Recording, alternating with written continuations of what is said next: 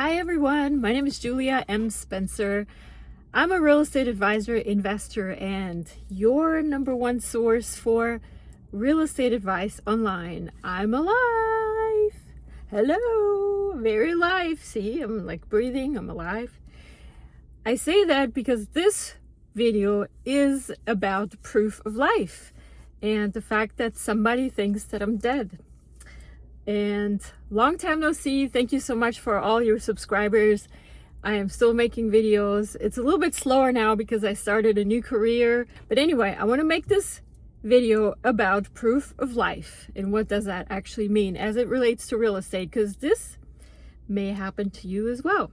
So here we go. The estate or family of Julia Spencer. I got a letter from Wells Fargo. So what happened? So basically what it says is that about 2 weeks ago, somebody reported me as dead, and subsequently all my accounts are now locked, including my mortgage, my credit cards. I didn't notice it because I haven't used the credit card and the mortgage payment is done automatically. So I have no reason to doubt that the payment wasn't made, and this is the first thing I hear.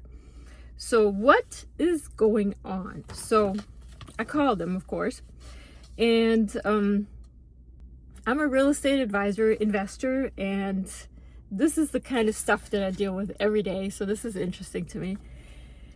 Been doing this for a really, really long time, 25 years. I'm certified as a distance education instructor and got all kinds of degrees and everything, but you know, I started doing real estate investing for fun because it pays my bills and I can do other stuff with my free time. So here is what has happened. So apparently, I want to say it was like a year or 2 years ago, somebody filed a tax return in my name. And the reason I noticed it is because I file my tax returns usually late, usually around October 15th. I take the 6-month extension and I do my own tax return. So I know exactly when they're rejected or not rejected or extended or whatever. And in this case, I tried to submit my tax returns and they were rejected because according to the IRS, they were already filed. I believe that was 2023. So I contacted them and I said, what? And I actually owed a lot of money at that year. And apparently the payment was made by somebody. I don't know.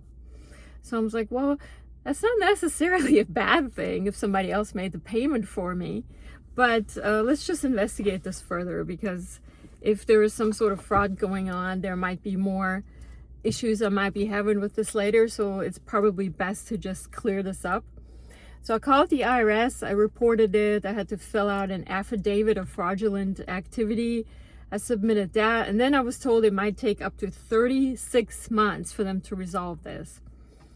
I was also advised to get a PIN so I could, in any future tax returns, and in order to log into my account, I would have to provide this PIN, which changes every year, which is sent to my email address. And so nobody could fraudulently do this a second time because they wouldn't have the PIN, which I didn't have that before. And so I did that and was waiting for them to figure out what's going on because the payment was already made, so there was no rush as far as I was concerned.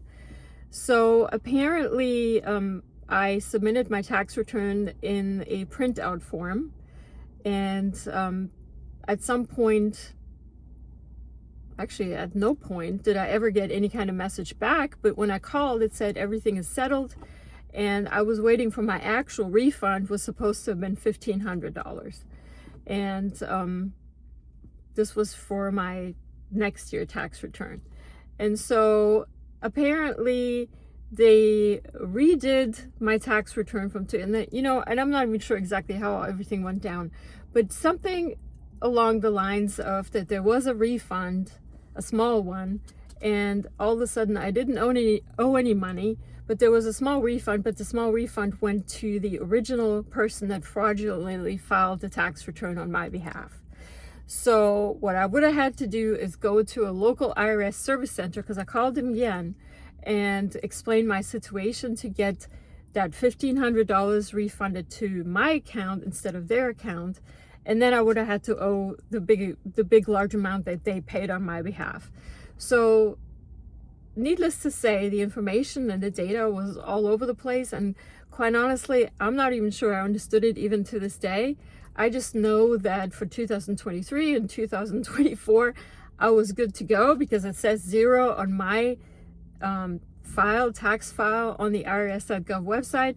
And as far as I'm concerned, that's good with me until they tell me otherwise. So I just let that one go. And so I figured we're done.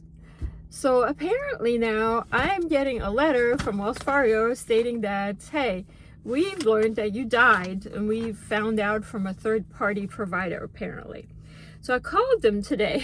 It was really funny because I was like, hey, please look up this case number. There's a case number on here.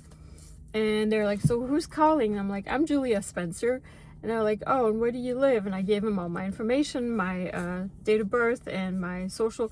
And at first I thought maybe this is a scam. Maybe this is just like a phishing attempt. So I actually went up and looked the phone number on the website for Wells Fargo to make sure it was the correct number. And this was not a fake letter. And it was the correct number and not fake. And they were kind of baffled. They were like, oh, so you're Julia Spencer. I was like, yeah. Knock on wood that I stay alive until tomorrow, because what they're asking me to do is go into a branch with a proof of life form, which I have to fill out.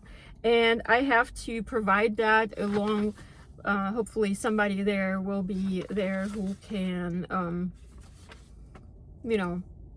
notarize the fact that I'm actually alive, and I'm going to bring some documentation, my passport and stuff whatsoever, whatever they need, and submit that, and then they're going to reverse this. But my question is, whoever this other Julia Spencer was that filed my tax return 2 years ago, and they lived in Florida, and we do know that there is a sizable retiree community in Florida, maybe she died, and now it looks like I died. And so I need to kind of know this information, because this is going to affect possibly other things that belong to me. So I did a little bit of research because I wanted to kind of find out what's going on with this.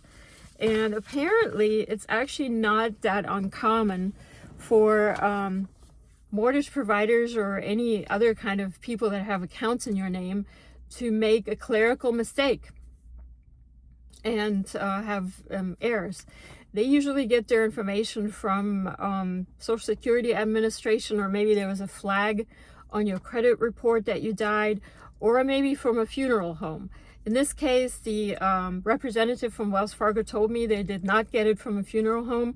That would be a surprise to me, but it could very well be that some sort of information got crossed again with this other person that filed this tax return on me, and maybe they did actually die. So bless their heart. It could be identity theft or fraud, or it could be a mistake, and it could be a third-party reporting mistake. So my credit file could actually be contaminated with this now, so I'm gonna have to do some work to fix this. I have to basically provide them with proof that I am actually alive. I gotta first off call this mortgage company, which I did. I'm gonna have to ask in writing what the status is once I provide that proof and who provided this information to them, because I kind of want to know where this came from and contact that third party directly and figure out, kind of trace it back and see where, all this information came from. The other thing I'm going to have to do is I'm going to have to check all my credit reports to make sure that there's nothing on there that flags me as dead. Most important, contact Social Security Administration. I believe by the time I'm ready to collect Social Security in a couple years, that I am still owed some money there. Maybe there won't be anything there, but it's still good to call them and make sure they don't flag me as dead. And I also want to basically very carefully watch my mail now and make sure there is no other files or documents or anything else that has been contaminated by my fake death, I guess. Of course, my credit report is always frozen. I had it unfrozen a few times just because I had to apply for some loans. So I got to make sure that it's frozen again. And my first question, of course, is so if they think I'm dead, do I still have to pay for my mortgage? Do I still have to pay for my credit card? It's a good question, right?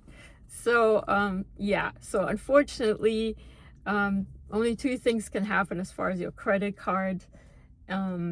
They will realize that they made an error at some point, and your account will be restored, and then you will owe the money.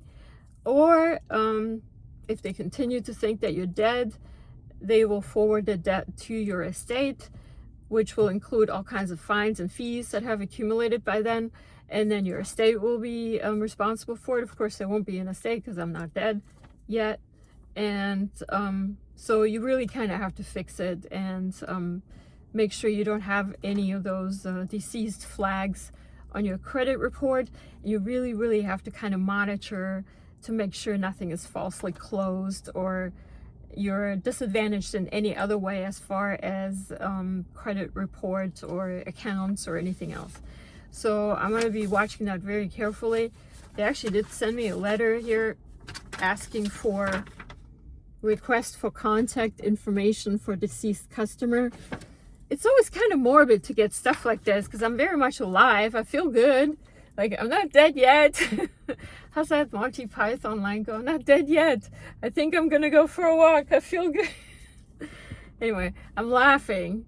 It's a serious matter. Death is a serious matter. And so I will make sure that I will fix this tomorrow because it's 6 o'clock. And of course, the bank is closed now. So that's all I wanted to do. Make sure you subscribe right here, juliamspencer.com. You'll get my newsletter. If you want to contact me for anything, the best way is to leave comments right below this video. I do read them all. I don't answer all of them, but I do read them. And if you want to really get my attention, just send me an email at juliamspencer.com. Any comments, suggestions, good, bad, ugly, I love them all. Send them to me, and I look forward to talk at you or with you or give you an update in my next video. Have a great day, everybody. My name is Julia M. Spencer, and this is my channel, juliamspencer.com, your #1 real estate advisor online. For your free guide to real estate investing, visit juliamspencer.com.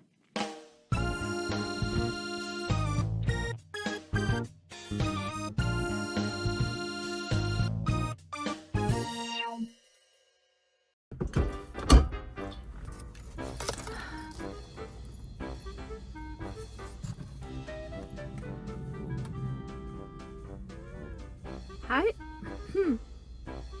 Actually, let's call this video False Death.